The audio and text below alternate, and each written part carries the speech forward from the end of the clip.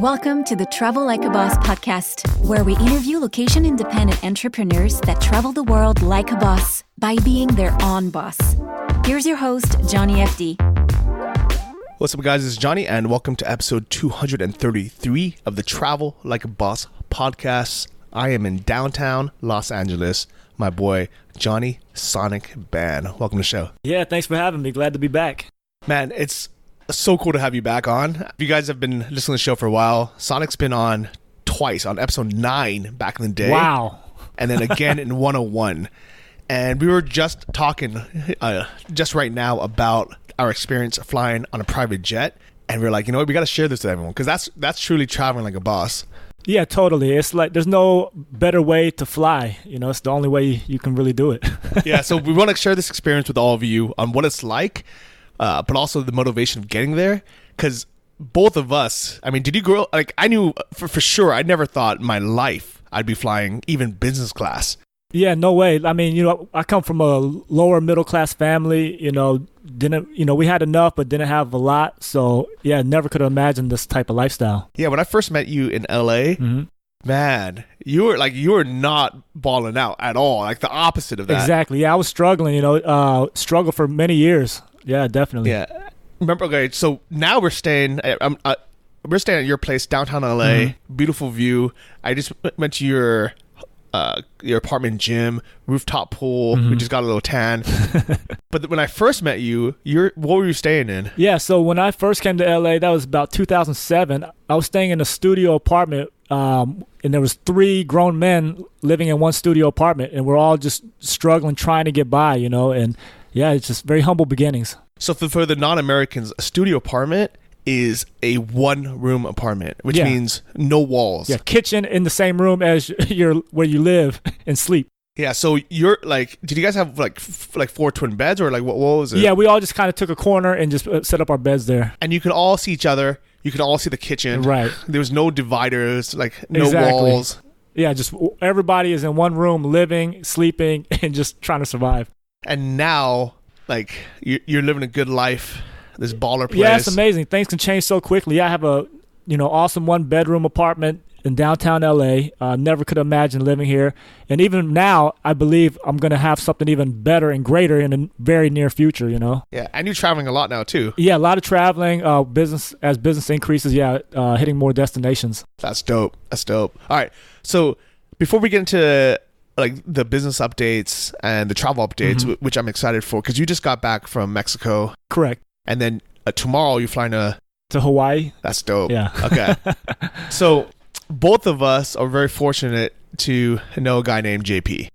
I met him, man, how long ago now? More than 10 years ago. Yeah. No, way more than 10 years ago. 15 years ago, probably. Right. In San Francisco. And I remember when I met him, he was driving a Honda Accord and living in a condo. So nothing fancy, just like normal, decent life. And we hit it off, and we were just like, became really good friends. And I remember we would always talk about cars. We'd always talk about our dreams and our goals. And I was like, man, like my dream car was a Ferrari. Yeah. And I was like, if I can just drive it once, before I die, I'll be happy. And he, like seriously, my dream wasn't even to own one. I was like, man, if I could just drive. And I thought it was so out of reach. Yeah. That I didn't even think that was possible. And I asked him what his dream car was, and he said it was a Porsche 911 Turbo. And both of them are expensive cars. The Porsche is probably what, 130 grand, and the Ferrari was 200 something plus, right? 250 plus, $250,000. And we were just like, but I could see in his eyes, he's like, like he would just like be so excited just talking about it. But like, my whole life, had, I don't know if he had posters up, but he just dreamed about it. Right. And we would always talk about, like cool cars. And one day, after a few months of knowing him, I think I was going down to LA for something. And he's like, oh, I'll be down there too. Let's hang out. You can come over to my place. And I just, I get there and I'm like, we drive up to this mansion with, this gated mansion in the hills. And I was like, whose place is this? And he's like, oh, it's my other place. And I was like, well, wait, I thought you live in San Francisco. And he's like, yeah, I do, because I got, my business is out there, but this is my main house. And then he opens up his garage, and there it is, his dream car, Porsche 911 Turbo. my dream car, the Ferrari. I think it was back then. It was a 360 Modena, and then he also had something else, like a big sedan, like maybe like a, I don't know if it was a Lexus or Acura or something, but I didn't even look at it, to be honest. I was just looking at the Ferrari, and he's like, "Oh, you want to take it for a spin?" And I remember just thinking, like really? And he's like, "Yeah, let's go." He gives me the keys. I'm driving around downtown LA. Yeah. And we get to a tunnel, and he's like, "All right, like, just wait for the light and then floor it through the tunnel." 2nd Street tunnel? Maybe, yeah.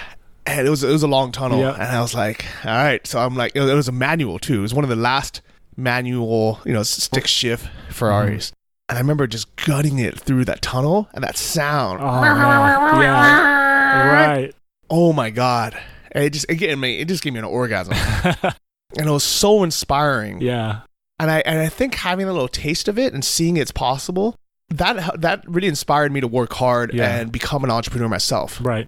Yeah, that's amazing. Yeah, you're right. Once you get a taste of it, it's like, wow, this is what I deserve to have these things. I deserve to enjoy these type of things in my life, and it's totally obtainable. Yeah. And I remember like when you first met JP as well, like, you were probably still living in that studio, right? Yeah, totally. And when you went to his house and he had this mansion, like, what was your thoughts? Yeah, it was just like, wow, it was so inspirational. It's like, man, you gotta think, as a guy like me that was probably one of the poorest people in Los Angeles at that time, to be even hanging out with a guy of that caliber, that type of finances, it's just like, wow. And the main thing I realized was, hey, he's just a regular dude, so like the money aspect is amazing, but in reality, he's no different than me. It's just that he has the money, right? So the house was amazing, though, to say the least. Yeah, and what's really cool? I also learned at that point that like really rich people, like actual like super wealthy people, they don't need to show it off. Right. That's why he had the Honda Accord. Exactly. That's why he just had like a normal condo, and that's why when you see him dress, he's just wearing like jeans, polo shirt. Yeah. Like nothing fancy. Exactly. Like he's he's not wearing Armani and Gucci. Exactly. Yep. He don't got no gold chains. Yeah.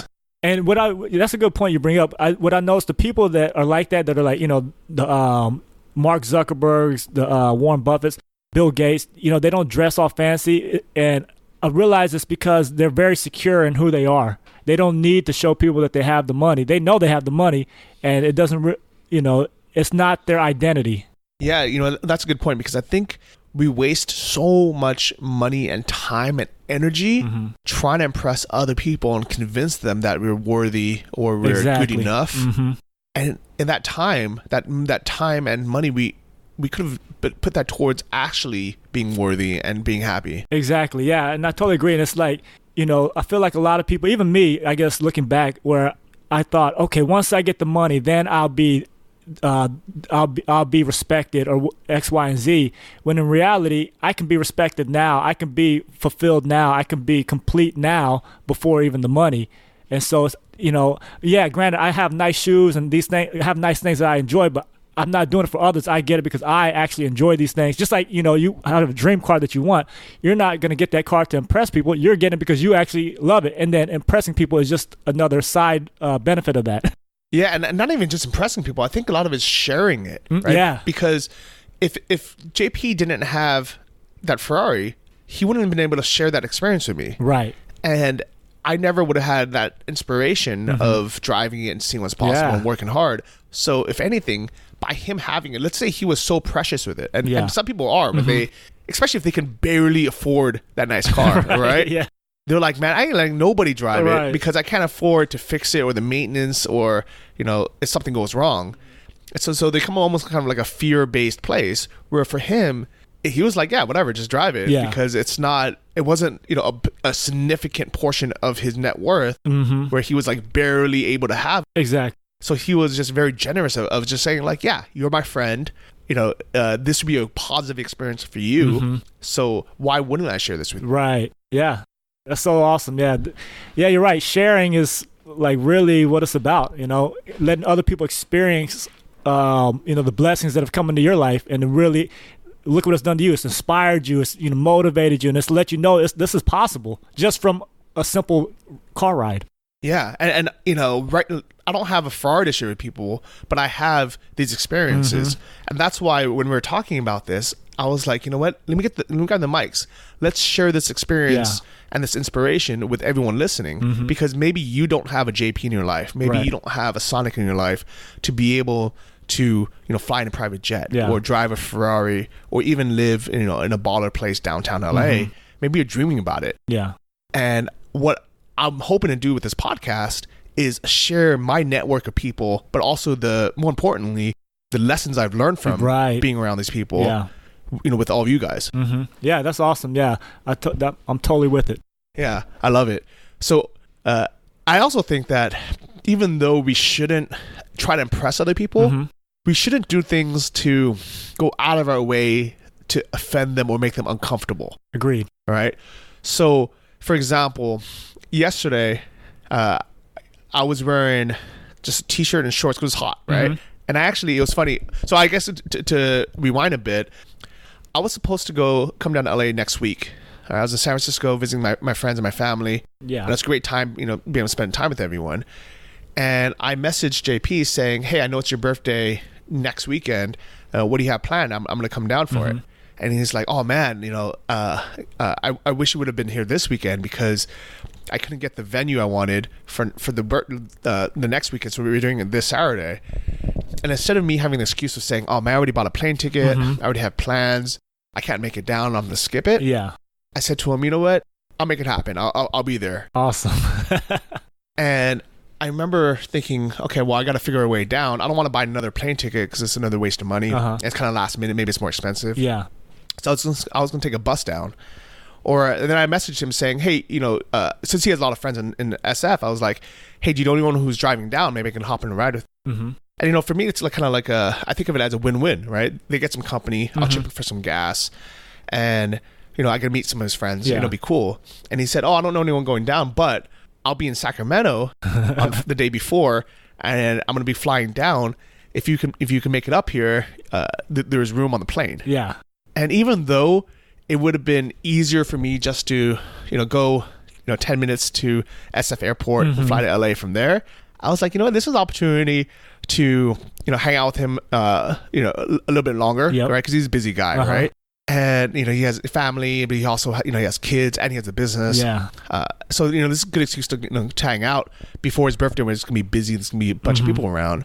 But also, this is my chance to fly in a private jet. Yeah, this is another Ferrari experience for you, right? Yeah. Yeah. Ferrari experience, I like that. Yeah. And I don't know what all of your, Ferrari experiences are out there.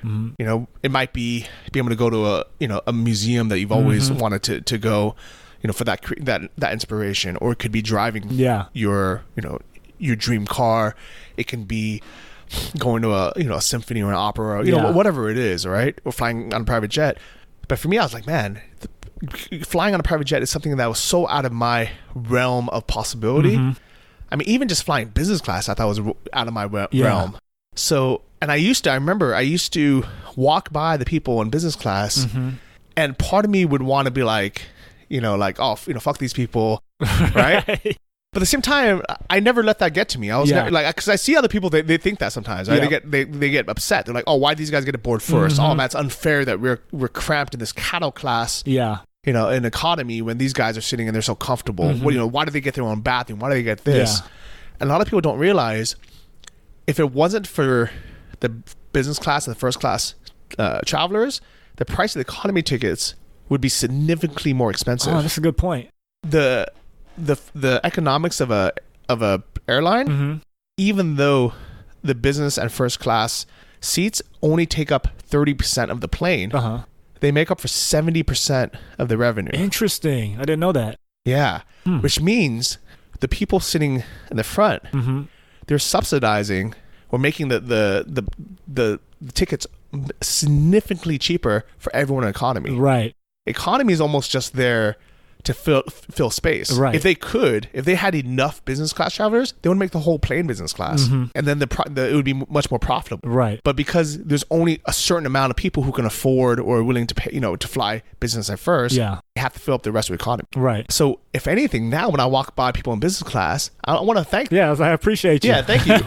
Because my ticket would have been twice as much if it wasn't for you. You know what? You're doing a good thing for everyone, even though people don't respect it, they don't appreciate it, they don't even know. They're doing something good for everyone. Yeah, and I think that you bring up a really good point. It's it's all about the perspective. If people are viewing it in a negative way, then their filter that they're seeing the world through is always that negative lens. Whereas you're seeing it through a positive lens, and it inspires you to get to that level, but also to appreciate or just to even have respect for people that have, that are already there, I guess. Yeah, and a lot of it is inspiration too, right? So instead of hating on it and being negative about it, right. I go in there, open-minded and wondering, like, you know what? I wonder what these people do. How did they get up here? Are they entrepreneurs? Are they athletes? Are they, what, like, instead of just assuming, they're like spoiled rich kids. Exactly. Yes. I'm always just curious, and I always want to just talk to them and ask them. And I was always afraid, to be honest. I was always afraid to, like, talk to them. Yeah. But now, when I'm sitting up there, I'm like, you know what? Why aren't all these people, talking to me? Because I would love to give them some free advice. Yeah. And I think most people, who are wealthy or made it, especially if they kind of came up from nowhere, right? They're happy to give some good advice. Exactly, I agree. And it's like kind of went back to, it's like when I realized, hey, JP is just like me. The only difference is he's got the finances at that point, but he's no different than us. He's just a regular dude, started middle class and, got to a certain level. So yeah, they're just regular people. I feel like a lot of times when we come from an area where we never had much finances, and then we come in contact with someone with great finances, we instantly put them in a whole nother category. I guess just in general, right? We assume they're such different people than us, when in reality they're not. Yeah. I agree, because he didn't have money from his parents or anything. Like, we probably shouldn't get too much into his personal life, but I mean, he's an entrepreneur. Yeah, he has multiple businesses, and some of them are just like mundane businesses, like car dealership. Right? I think, didn't he start as a used car salesman? Yeah, I think he was a car salesman at one point. Yeah, so I mean, this is something that really anybody can do. Yeah, you just have to be open-minded, work hard, make the right connections. And I think a big part of it is he's just a good guy. Yeah. He's very generous. He's very, like, just a positive guy. Yeah. That attracts other generous, positive people that want to be around him. Definitely, yeah. The more positive you view, the more positive filter that you're looking at the world through attracts more positive people to you, because positive people don't hang out with negative people. We just don't do that. We want to be around other positive people, because negative people draw too much energy from us. So yeah, you're exactly right. Positivity attracts more positivity. I absolutely agree. And I can see that in your life too. Yeah. Like everyone I met through you, all your friends, all the people you spend time with, they're all really cool people. Yeah, and that's right. Because like I will only spend time with positive people. If anybody is negative, not that I have anything against them, but I'm not going to allow them to be around me on a regular basis. If it's a drain, right? It's just such a drain. We have limited energy every day, so like I don't want to waste any energy. I don't want to squander my energy. I agree, and I think this is the hard part about being online is it seems like the negative people have way more time on their hands. Yes, yeah, I agree. Yeah, they have time to just troll other people's posts and just like. It baffles me sometimes. People just want to leave negative comments on like certain posts that got nothing to do with them. It's like, why even comment? Just, keep scrolling. Yeah. Or go out and do something. Right. And I think this is why I like meeting people in person so much and going to live events, especially paid events, because it's a filter. Yes. Like, you don't see very many negative trolls at a paid event in person. Exactly. I mean, first, they'll probably get punched in the face if they act the way they do online. Right. But second, they're not willing to spend $100 or travel somewhere and to go network and meet other people. Yeah, and invest in their own self, yeah. Yeah, and this is why I love putting on the Nomad Summit every year. This is why the Invest Like a Boss Summit is coming up. I don't know if you guys will hear this before it comes up, but it's going to be the weekend of September 28th here in LA. Sonic's will be coming out here. Yeah, don't miss it, guys. It's going to be great. Yeah, so we're going to have my network of investors and entrepreneurs out there, so whether you guys are just getting started or if you're already just trying to add another income stream or another investment stream, it's going to be cool. It's going to be just a nice event. Yeah. No sales pitches or anything. And thanks, we're going to have a bunch of free stuff out there too. So your company's going to be providing grass-fed butter coffee. So yeah, don't miss it. You'll be able to try. If you never had grass-fed coffee before, we'll have some there, and come out. Be glad to give out free samples. Yeah, it's basically like if you guys ever had Bulletproof Coffee, I love it. I drank it for years, but it always takes so much time to make. You got to make the coffee, you got to melt the butter, you got to put the MCT oil, you got to blend it. Even finding grass-fed butter is kind of hard. Yeah. So with grass-fed coffee, it's prepackaged. Yeah, it saves you so much time in the mornings. You just grab it, shake it, and then open it, ready to go. Yeah, so that's gonna be dope. We're gonna have a bunch of that there for free to just try out. And then Pure Street is hosting the event, and they're providing lunch for us. So what? Oh, that's lit. So everyone there is gonna have free lunch. We got MLG Capital. I think they're providing some drinks and beers. Nice. It's a good event. Yeah, so we're gonna have a lot of dope people out there. So come out. You guys can learn a lot and meet us, hang out with us. But I want to talk about your first experience flying private. What was it like? Walk me through it. Okay, yeah. So this was probably back in 2014. I had just come back to Los Angeles. I was living in Indianapolis before that. Sold my businesses, came back out to LA in 2014. And I was working with my current business partner now, and I was staying at his place. And he wanted me to shadow him kind of through the day, kind of see what his workflow is like, what his day is like. And so we had to catch a flight to, I believe it was Sacramento. And, we were staying out in the Pacific Palisades near Santa Monica.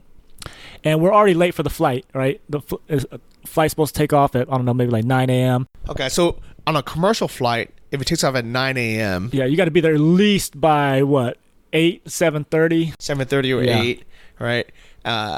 You got to drive out there, try to find parking at the airport.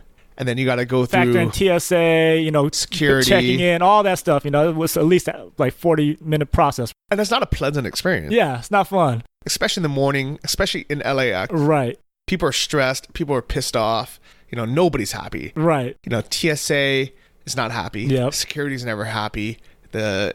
People just it's just not a nice experience. It's not fun. Yeah, it's not fun. And so, I think we were like supposed to take off in like 30 minutes. I'm like, what? How are we going to make this flight? We're going to be late. We're going to miss it, right? We're going to be late. Yeah, if you leave your house 30 minutes before a commercial flight, there's zero way you're going to make it. Right. And so we hop in the car. We're running late. Did you remember which car it was? Yeah, I believe it was this Porsche GT3. Porsche GT3. Nice. I like that. And so we're in there, we're flying, like just zipping through traffic on the freeway. I think we're on like the 405, just zipping through traffic. We finally get to the private airport. We pull up, gate slides open. So I'm like, oh, this is interesting. And then we pull up, and I believe we're probably like 5 minutes late, but the flight was supposed to take off 5 minutes before. But on a normal flight, it would have been gone. It's been gone, yeah. They're not waiting for anybody, right? But when you're flying private, they'll wait for you. They wait for you.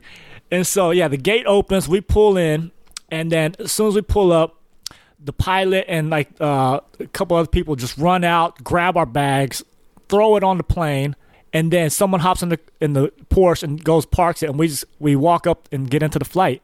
Next thing I know, 5 minutes later, we're in the air. That's dope. It was amazing. So no security. No security, no ID check. Didn't even have to check no bags in. They're all just basically servicing you the whole time. That's dope. That's dope. Okay, so my experience with the first time was yesterday. It was ironic because I was on a $10 inner city bus called Flixbus. If anyone's ever taken that, it's kind of like Mega Bus or Greyhound. And I was going to take that bus to LA, but it's gonna be like with traffic, it's usually like 8-9 hours. You're on the bus with some crackheads and kind of like a real mix of people, right? You don't know what you're gonna get. Yeah. And you probably get a little bit of everyone. Yeah. Right? You might hit some people in the back smoking weed, like, listening to music on their phone, like out loud. Someone on having a conversation the whole time. Yeah. There was a dog sitting next to me. People crying babies, everything, right? But it's interesting. I like being around kind of eclectic people because these are just real people. Sure. And I was going to take it to LA, but then JP was like, no, just take it up to Sacramento or take the train up to Sacramento. And, and you can hop in the plane with us. And I was taking it up there, and I was like, man, I don't even know where this airport is, right? Because it's not the normal. Yeah, it's a private airport. Yeah. And I'm messaging him when I'm on the bus. And actually, this is a good point where our plane was supposed to take off at 5:30. And there was a bus that would arrive at 5. So that would make sense, right? Right. But I was like, you know what? Just in case it's going to be late, I'm going to take the earlier one at 1. So I'm going to get there 2 hours early. Smart. And I think a lot of people wouldn't do that. Yeah.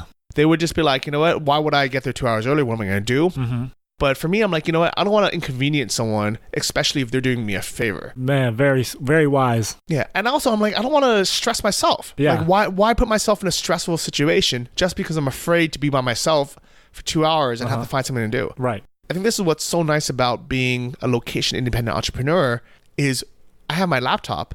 There's Starbucks everywhere. Right. There's coffee shops everywhere. Yeah. Worst comes to worst, I just pull up there and I work for 2 hours and then I go to the airport. Exactly. So, or I even get to the airport early and just hang out there. Right. So luckily I went early because there was an accident on the freeway. So it was an hour and a half delay. Wow, really? It was crazy. So instead of being a 2 hour drive, it was a 3.5 hour drive. Ah. And also JP said, hey, we got done with our meetings early. We're going to take off early. That's another cool thing about flying private. Yeah. Is sometimes, if there's not another flight going, you can just go early. Yeah. Whenever you're ready. Yeah. They fly when you fly. Yeah.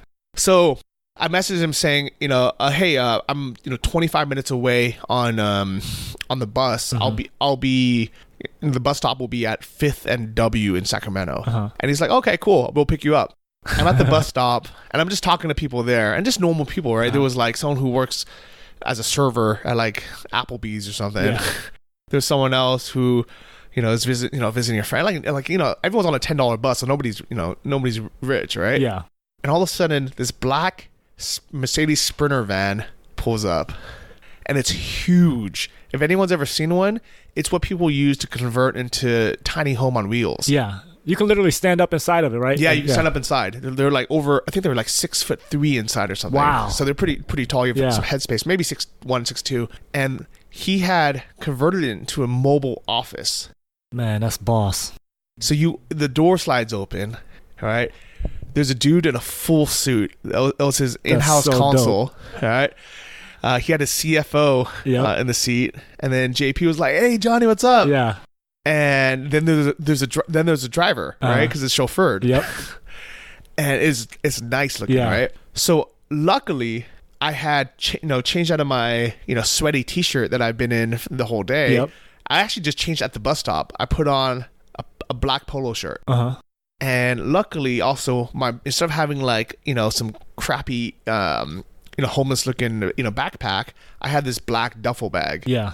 So even though I'm going from a cheap bus or kind of traveling the world with carry-on only, I still have my life, so I can look presentable and not offend other people or make them uncomfortable. And then I don't want to say uncomfortable because it's like at some point it shouldn't matter that much how you're dressed, right? But it kind of does. It does, yeah. All right. Like if other people are in a suit, you can't walk up in a tank top. It just it's just like not fitting for everyone. Exactly.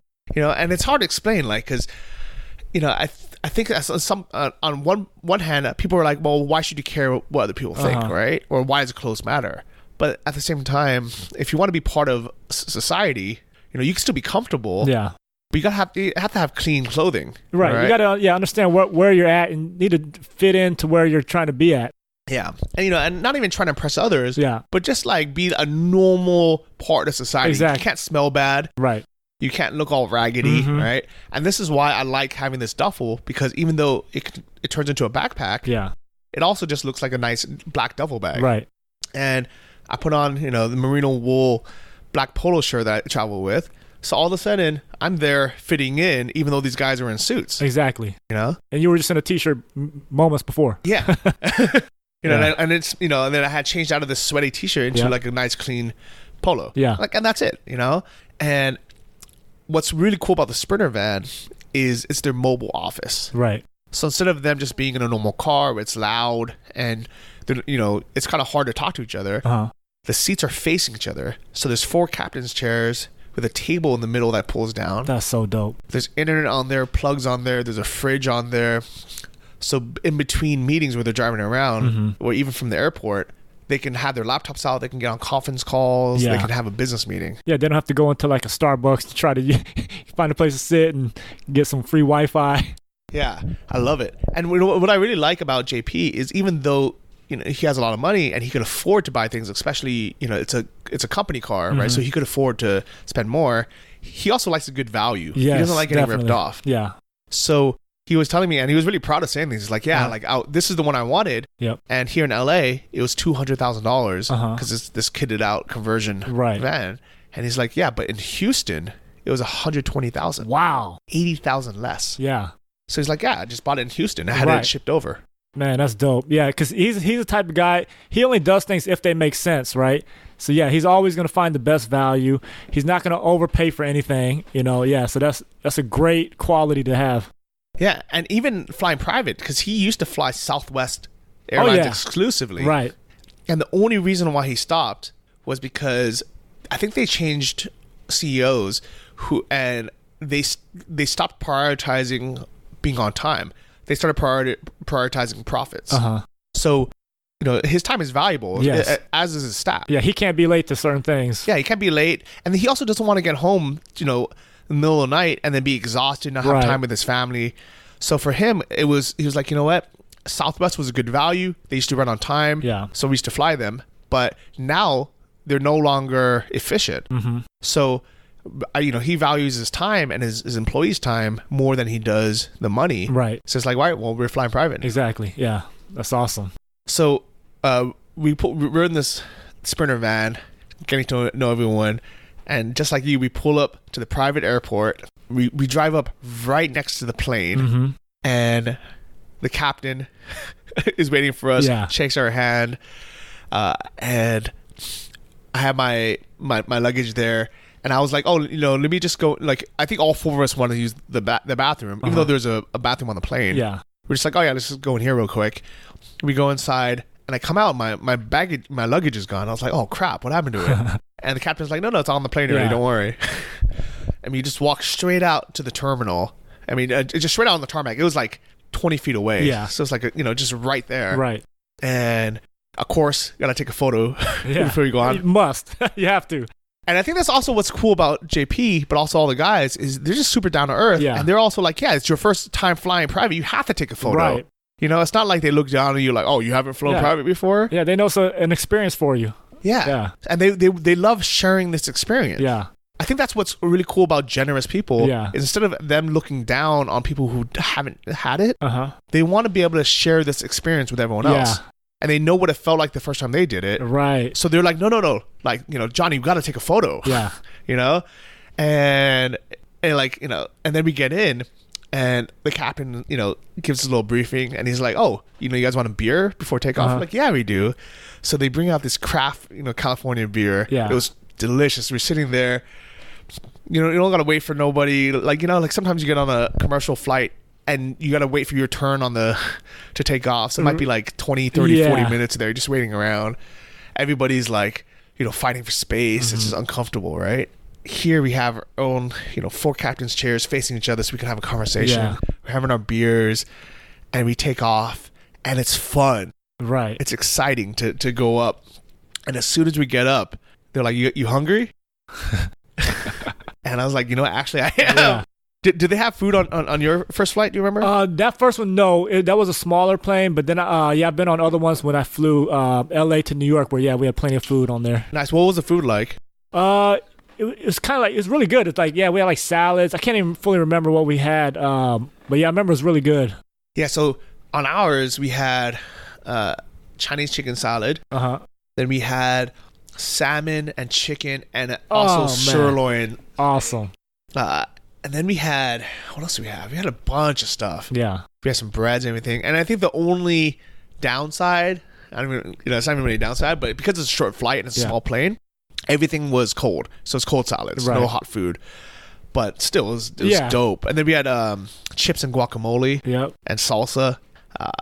And we had a full bar open. Like, did you have some drinks on the plane? Yeah, we did, yeah. Actually, how many times have you flown private now? I think like 3 times now. Nice. Yeah.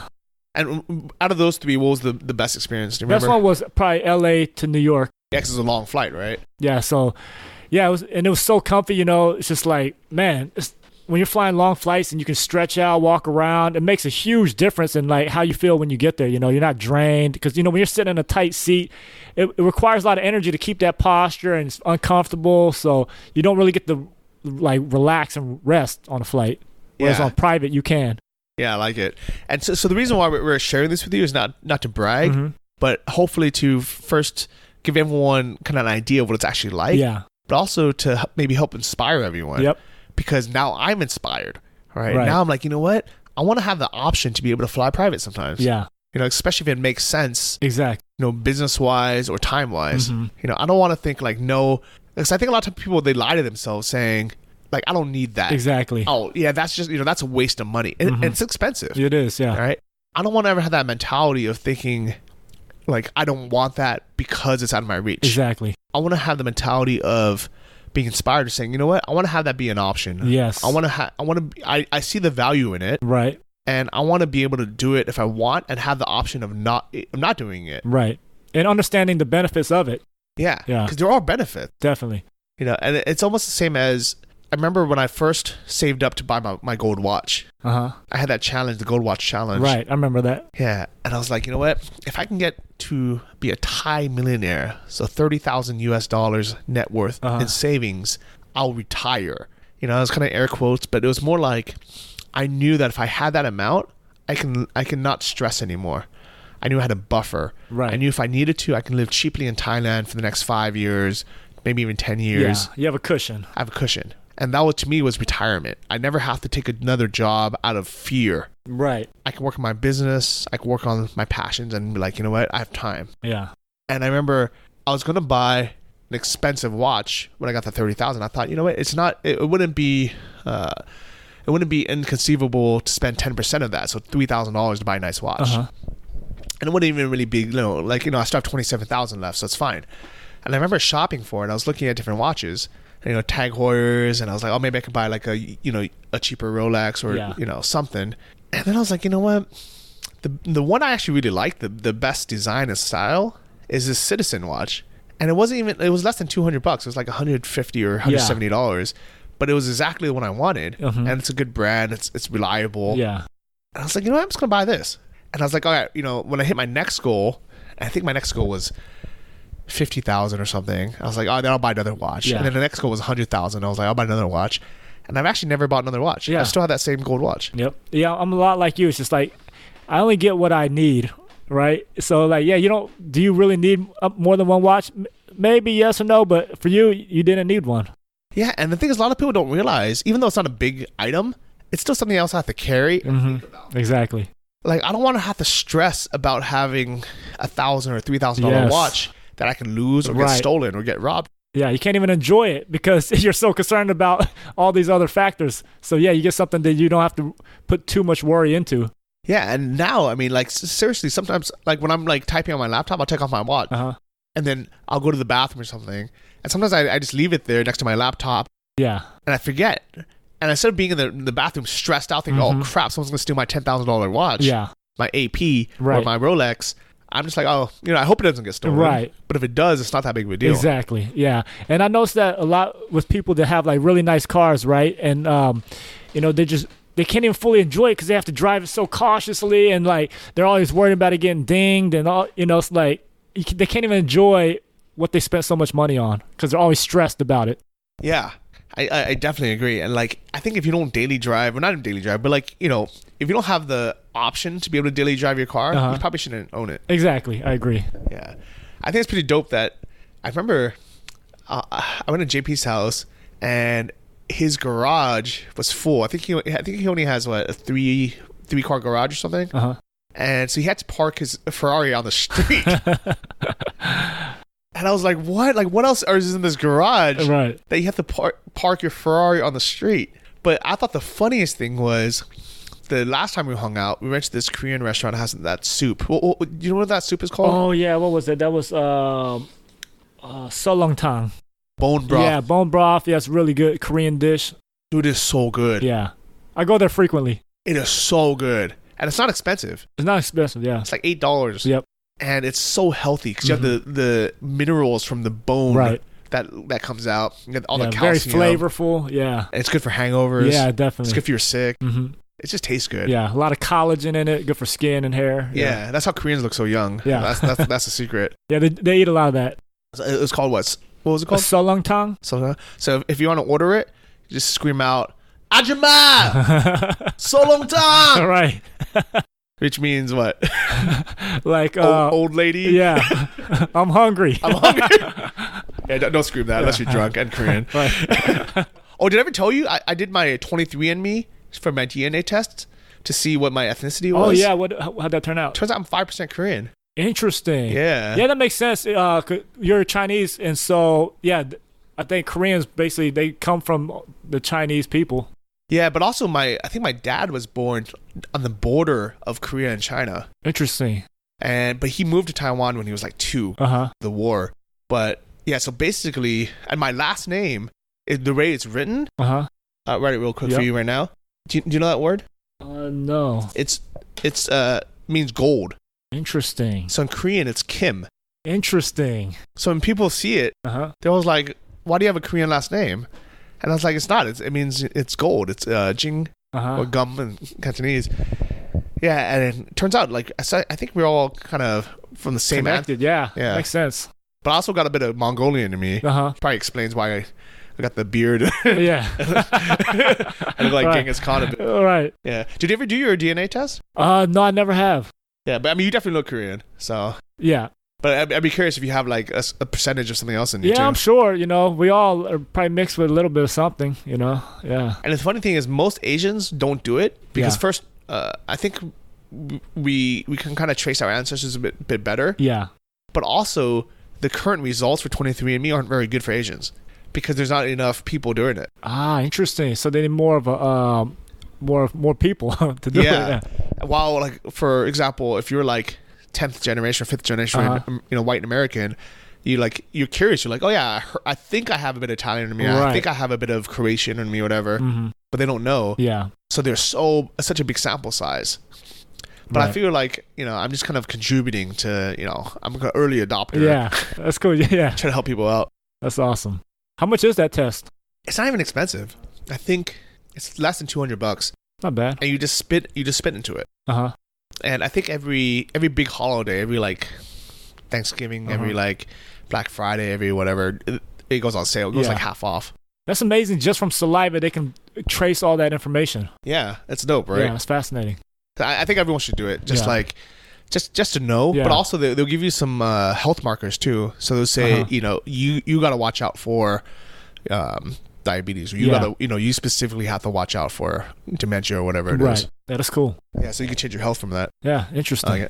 All right, so back on the plane. All right. I remember, man, the food was so good. So and it was open bar. And they had top shelf drinks too. Right. They had Grey Goose. They had like a 12-year-old whiskey. They had all this good stuff. But I think it was just like a nice feeling of being in the sky by yourselves, not having, screaming kids, not having like someone right next to you that you don't know. I think it's something inspirational. Yeah. You're just very comfortable throughout the whole process. Yeah, and when you land, you're not stressed. Like, it doesn't feel like you wasted your day. Yeah. Going through the TSA security check. Got to go pick up your luggage. Right. Because your luggage is right next to you on the plane. Yeah, then being around a ton of people, it's exhausting. Yeah, and as soon as you land, instead of going through, the airport again, sometimes you got to get a bus just to get to the terminal. Then you got to go through all this crap. Then you go pick up your luggage. When you get off the plane, what do you see? Your vehicle. Yeah. You just hop in the car. You're headed home. Yeah, but when we landed, well, one of the guys, he had his Range Rover right there. JP had his Tesla.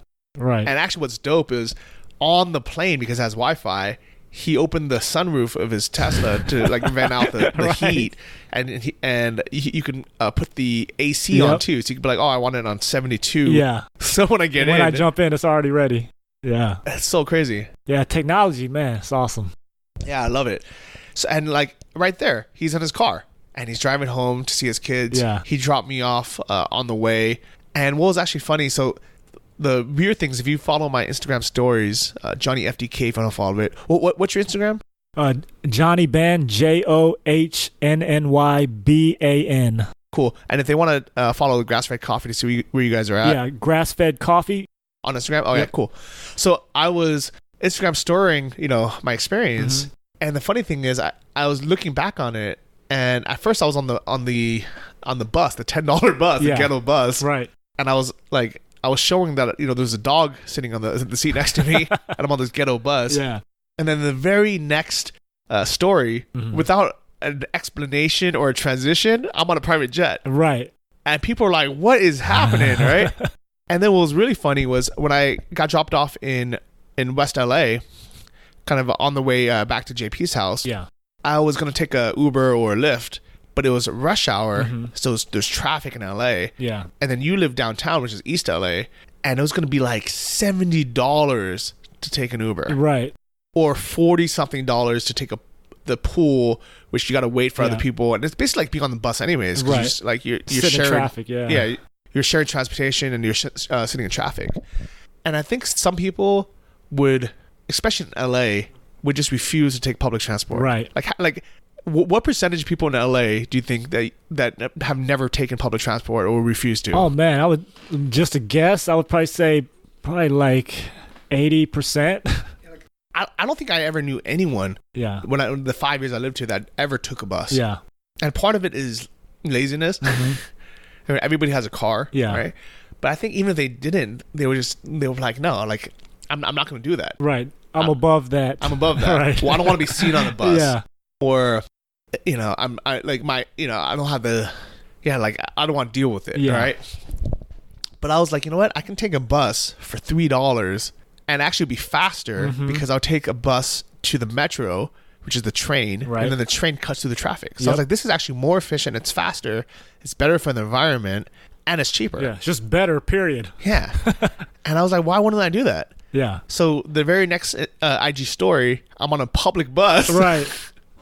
Just getting off of the private jet. Yeah. So my day went from, inner city the Flixbus to the kind of the Sprinter van with the private drivers, basically limousine, to a private jet, to a Tesla Model S P100D, the top line one, to public bus again. Right.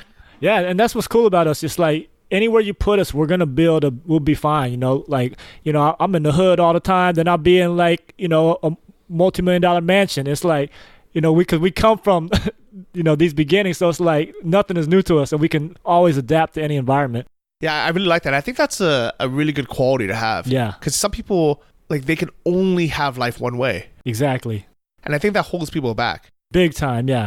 Like, that's what I feel. Yeah, I feel like that's a huge part of my just success throughout life is, you could put me in any situation and I'm comfortable. Even if I can enjoy luxury stuff for a long time, I've been at the bottom. So if I go back to being in something that's not so luxury, it's totally fine because I've been there before. It's not shocking to me.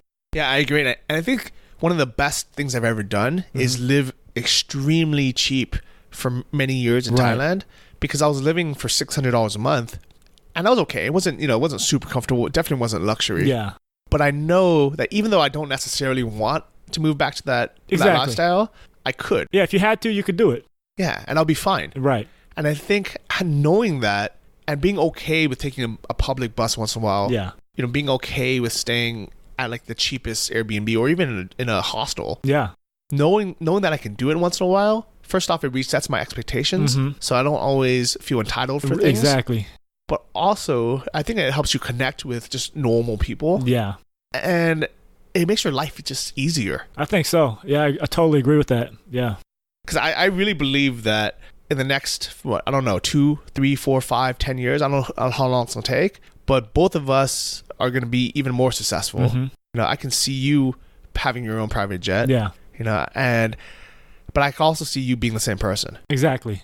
Yeah, and that's the great thing. Like when your identity is not rooted in your success or all these other things, money will never change you because you already know who you are, right? I feel like the people that get changed by money, they don't know who they are yet, so they're being defined by all these external factors, right?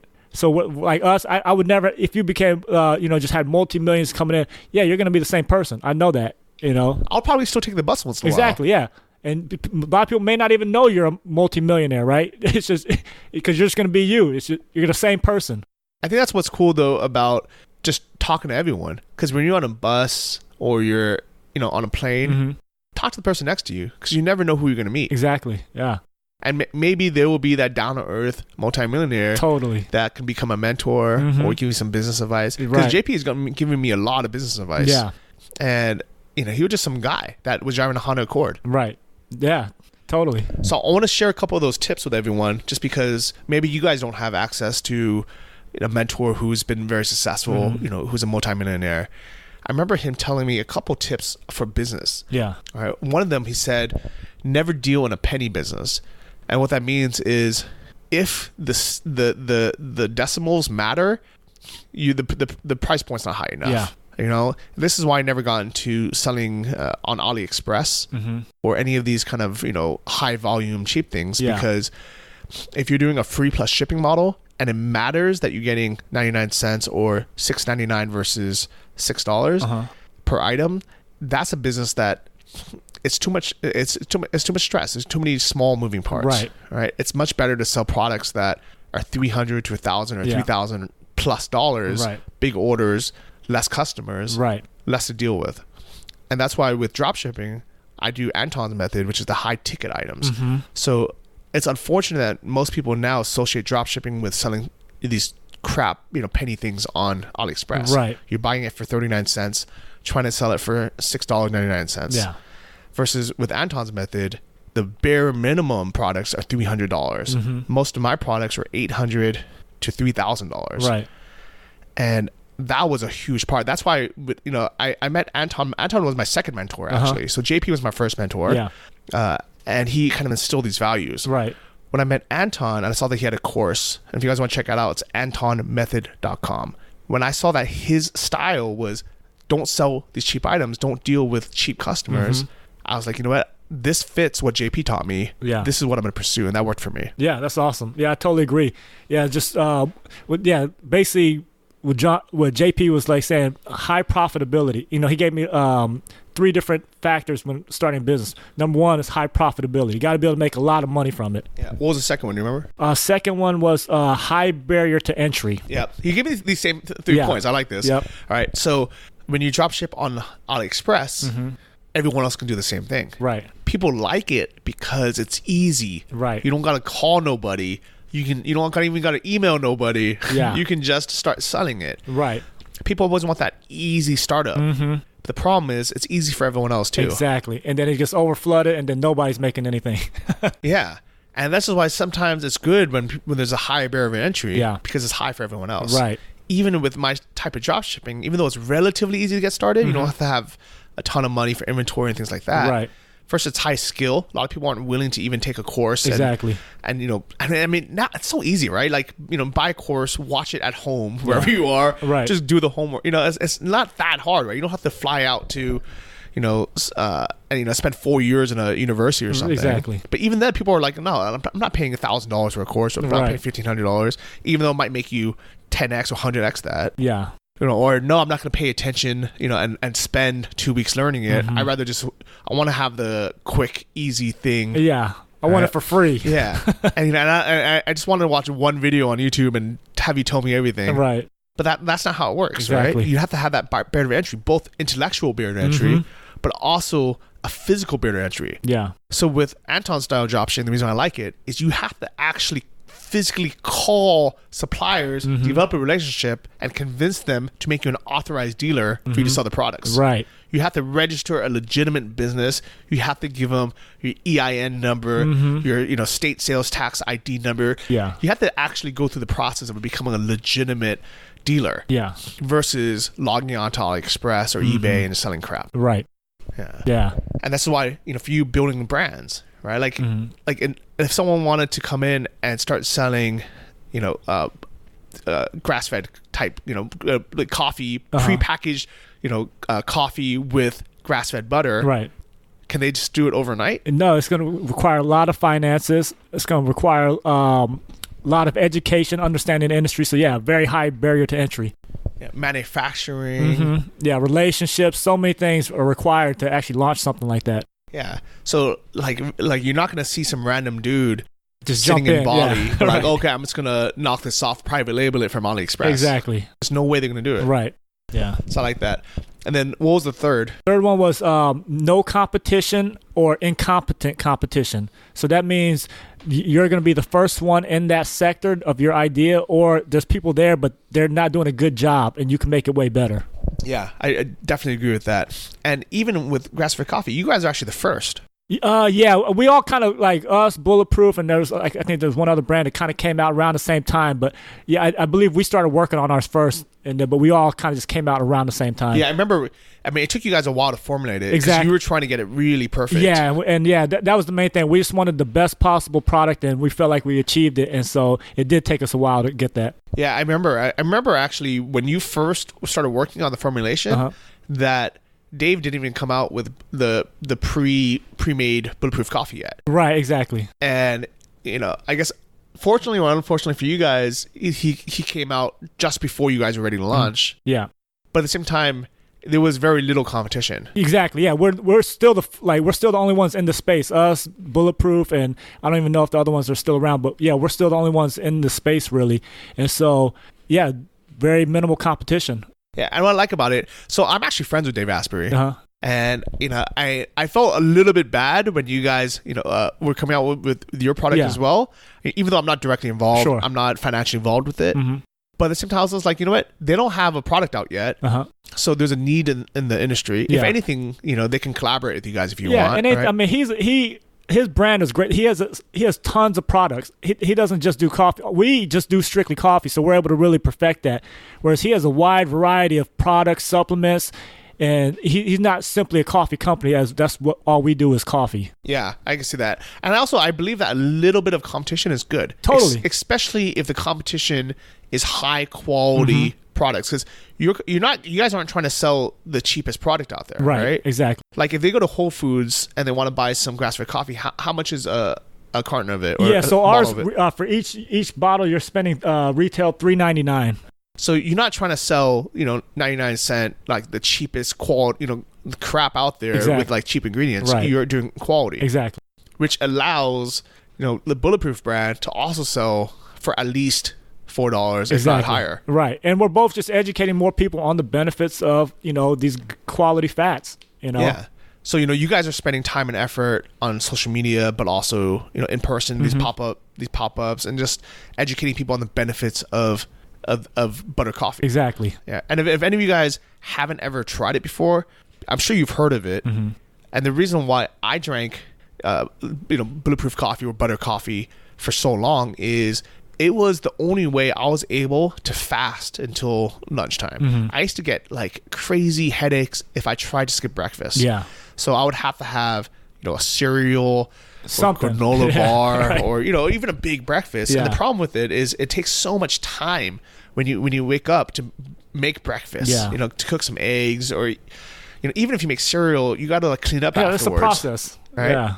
Now, like what I was doing was I would just walk straight to the co-working space, Punch Space. I would have my coffee there. I would use AeroPress, and then I would have some grass-fed butter in the fridge. Luckily, in Thailand, you can get a brand from New Zealand called Anchor. Which is that's a really good one.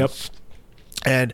But then I would make it, I'll blend it, and then I would have that sustain me until lunch. So I wouldn't have my first meal until lunch. Yeah. And if you guys don't know the benefits of intermittent fasting, there's so much of it. Right. Fat loss, mental clarity.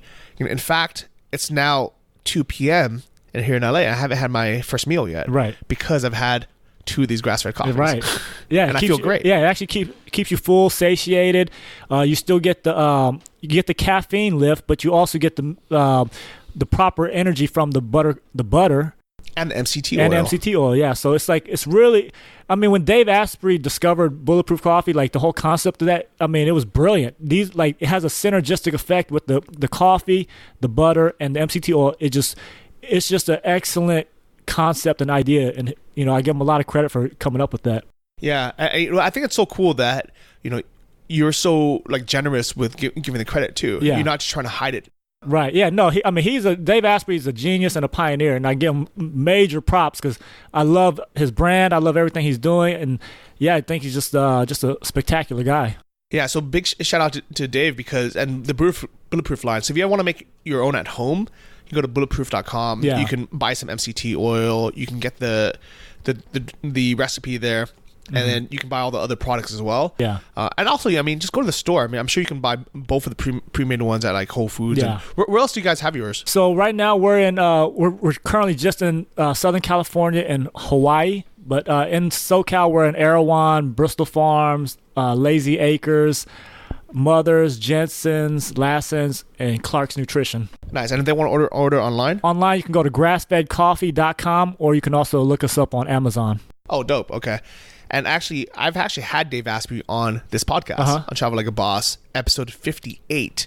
So if you guys want to listen to that, listen to the backstory and how me and Dave Asprey met, how I got to the Bulletproof diet, how it changed my life, you can take a listen at episode 58. Awesome. Yeah. And if you want to hear more about how kind of Sonic and I met and also came up, how he started his first business in music, as well as grass-fed coffee, you can listen to episode 9 and then also episode 101. Yeah. So I just want to wrap it up. I think it's been a good update. Yeah, I think it's good. a lot of things have happened. I think it was very inspirational for both of us to be able to have this taste of this luxury life of flying private. Big thanks to JP, and kind of big thanks to everyone who. And for you guys for listening, because you guys are the reason why we take this time to share this. Yeah. So share this with someone who who might get inspired with it. If you know someone who ever wants to fly private, or if you want to challenge a friend to say, let's make it a goal, whether it's 2020, 2021, 2024, whatever it is, and say, I want to be able to fly private. And nowadays, with the flexibility of things like NetJets, you don't have to buy the whole plane and store it. Exactly. You can do a quarter share, which is actually what JP does. Right. Yep. Like, he could buy the whole plane himself, but he's like, why would I do that and just have one plane in one city when I can buy a quarter share? So you buy 25% of a plane, and you have the network of all the other jet owners, which first off is great networking. Yep. But then second, it's also, you have the flexibility saying like, oh, today I don't want to fly out of LA where my plane is. I want to fly out of San Francisco or Sacramento. I want to fly to New York or something like that. Yeah. That's a brilliant concept. Yeah. So shout out to NetJets yes. out there. If you guys want to sponsor me with a jet, Travel Like a Boss jet, you guys are welcome to. No, but it's seriously, it's a cool concept. It is. It's brilliant. And they also had NetJets Europe now as well. Nice, man. Yeah, I think they're based out of Portugal, so you can fly out there. Dude, so it's been fun having you on the show. I appreciate it. Yeah, thanks for having me back. Yeah, so we're going to get ready for JP's birthday tonight. He's going to have a 1969, 1960s or 1970s themed party. It's going to be dope. It's going to be lit. All right, dude, bro, it's been fun catching up. Yeah, thanks for being on the show. And hopefully we'll see all of you guys up in the air somewhere private. Make sure you give this podcast a review on iTunes if you want to spread the word. Just go to iTunes, search for Travel Like a Boss podcast. Leave us a 5-star review. Let everyone know how you found it and what you got out of it. Share this episode with your friends, and we'll see all of you guys next week. Till then, stay bossy. Travel like a boss, guys. Thank you for listening to the Travel Like a Boss podcast. If you want to hear more, including the bonus How to Choose the Perfect Niche episode, join our mailing list at travellikeabosspodcast.com. See you next week, and remember, if you want to travel like a boss, you need to be your own boss. So start your online business today and start living the lifestyle you've always dreamed of.